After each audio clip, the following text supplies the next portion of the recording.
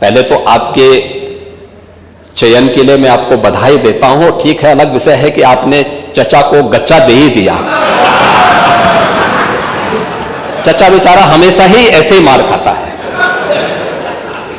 उनकी नियति ही ऐसी है, क्योंकि भतीजा हमेशा भयभीत रहता है। महिला संबंधी अपराध से जुड़े हुए ज्यादातर मामलों में समाजवादी पार्टी से डायरेक्ट या इनडायरेक्ट जुड़े हुए लोग उसमें इन्वॉल्व पाए जाते हैं। और यही नहीं, महिला संबंधी अपराध में ये उस पीढ़ी का प्रतिनिधित्व करते हैं, ये उस पीढ़ी का प्रतिनिधित्व करते हैं जिस पीढ़ी ने जिसने कहा था कि लड़के हैं गलती कर देते हैं। ये महिला सुरक्षा की बात क्या करें। महिला और बाल अपराध संबंधी अभियोगों के निस्तारण में देश में प्रथम स्थान है। लगभग हमारे 98% से अधिक मामलों का निस्तारण करने में उत्तर प्रदेश आज देश का वह पहला स्थान रखता है। और मैंने जो पहले भी कहा, घरेलू हिंसा से पीड़ित महिला के लिए 181 की एक सर्विस है और 1090 बाहर महिला संबंधी अपराध के लिए जब कोई घटना घटित होती है तो कोई महिला कॉल करती है तो उस पर तत्काल सेवा उन्हें उपलब्ध होती है। इन सबको इंटीग्रेट करने का काम भी 112 के साथ इंटीग्रेट करने, 181, 1090 और 112 को भी इंटीग्रेट करके अगर कहीं भी सूचना आ रही है उस सूचना को संबंधित तक भेजने के साथ ही उसको तत्काल रिलीफ मिल सके, इसके लिए भी यहां पर कार्य किया गया है। यही नहीं, प्रदेश के अंदर एक महिला थाना हर जनपद में स्थापित करने के साथ साथ एक अतिरिक्त थाने की जिम्मेदारी भी महिला थानाध्यक्ष को उपलब्ध करवाया गया है। और हर थाने में जो प्रदेश के अंदर 1585 थाने हैं, इन 1585 थानों में महिला हेल्प डेस्क अलग से बना करके एक व्यवस्था बनाई है। और 2020 से हमारी सरकार पूरे प्रदेश के अंदर मिशन शक्ति के एक अभियान को आगे बढ़ा रही है। मिशन शक्ति के अंतर्गत पिछले 7 वर्ष में हम लोगों ने लगभग 1.5 लाख पुलिस कार्मिकों की भर्ती की है प्रदेश के पुलिस बल में। और मुझे बताते हुए प्रसन्नता है कि 17 के पहले जितनी भी भर्तियां हुई उन सभी को अगर हम जोड़ लें तो कुल 10,000 महिला पुलिस कार्मिक भर्ती हुई थी। लेकिन 17 से लेकर के 22-23 तक जो भर्तियां हुई, इन भर्तियों में प्रदेश में 20,000 से अधिक महिला पुलिस कांस्टेबल की भर्ती करने में हमें सफलता प्राप्त हुई। यानी आजादी के 70 वर्षों में जितनी भर्ती हुई थी महिला, उससे दुगनी भर्ती अकेले 5 वर्ष के अंदर हमने पुलिस महिलाओं को यहां पे भर्ती किया। पुलिस की भर्ती में उनकी 20% हॉरिजॉन्टल आरक्षण की व्यवस्था उन्हें प्राप्त हो सके, इसको अनिवार्य रूप से प्रदेश के अंदर लागू किया। लखनऊ, गोरखपुर और बदायूं में महिला पीएसी की बटालियन के गठन की कार्रवाई को भी आगे बढ़ाया। लेकिन जो पुलिस कार्मिक महिलाएं भर्ती हुई थी वे केवल एक कांस्टेबल के रूप में ऑफिस के कार्य को या थाने तक ही अपने को सीमित न रखे, बल्कि महिलाओं की सुरक्षा के साथ साथ शासन की योजनाओं को महिलाओं तक पहुंचाने के लिए उनकी प्रतिभा का लाभ समाज ले सके, इसके लिए प्रदेश के अंदर 10,000 से अधिक महिला बीट स्टेशन स्थापित किए गए, महिला पिंक बूथ की स्थापना की गई और यह भी व्यवस्था लागू की गई कि ये महिला बीट पुलिस अधिकारी हर मिशन शक्ति के अंतर्गत वहां पर जाएंगी, वहां पर सप्ताह में एक बार जाकर के महिला संबंधी घरेलू हिंसा का हो या बाहर की सुरक्षा से जुड़े हुए कोई मुद्दे होंगे, इन पे तो चर्चा करेंगे ही, इससे संबंधित समाधान भी निकालेंगे। लेकिन इसके अलावा महिलाओं से संबंधित, उनकी सुरक्षा से संबंधित जो भी या उनकी स्किल डेवलपमेंट से संबंधित या उनके स्वावलंबन से संबंधित कौन सी स्कीम केंद्र या राज्य सरकार की है, इनसे भी गांव की महिलाओं को अवगत कराएंगे।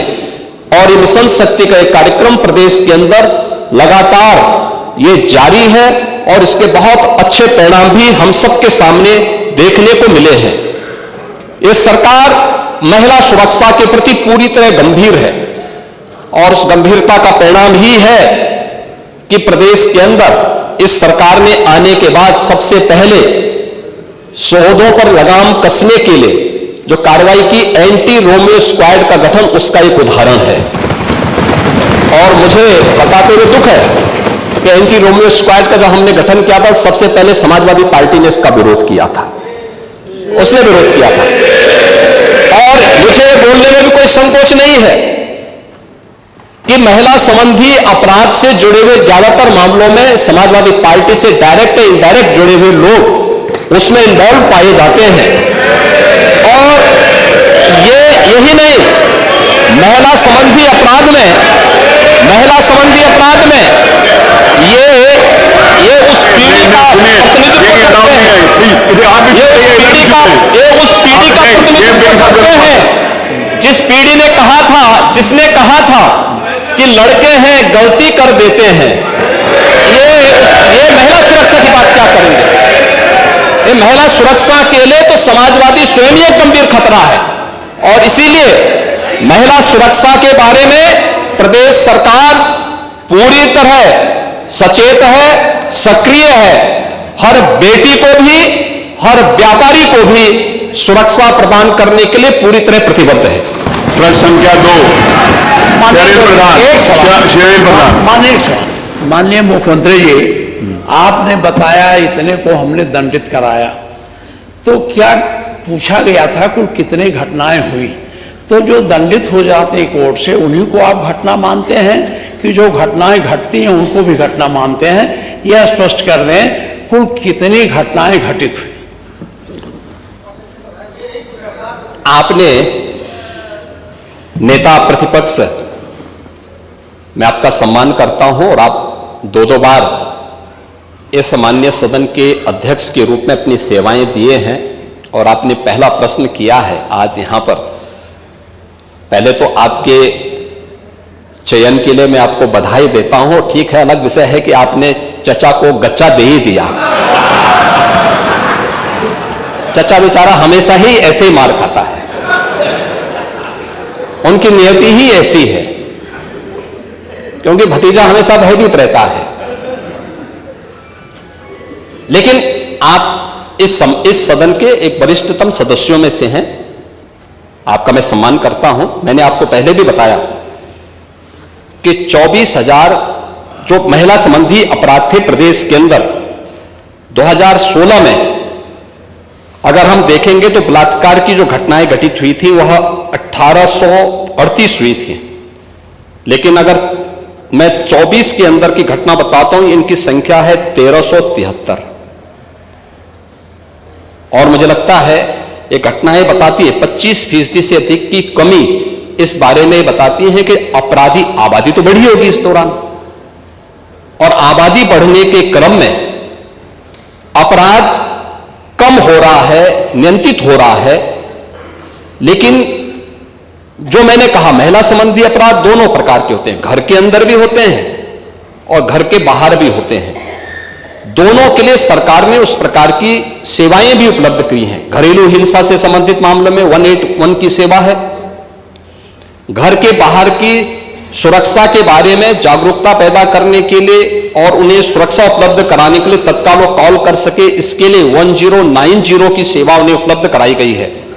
लेकिन साथ साथ क्विक रिस्पांस टीम 112, इन दोनों के साथ इंटीग्रेट करके अगर कहीं भी कोई अपराध होता है, अगर इन तीनों में से किसी को भी कॉल करेंगे तो वहां पर आपको सेवा उपलब्ध होगी।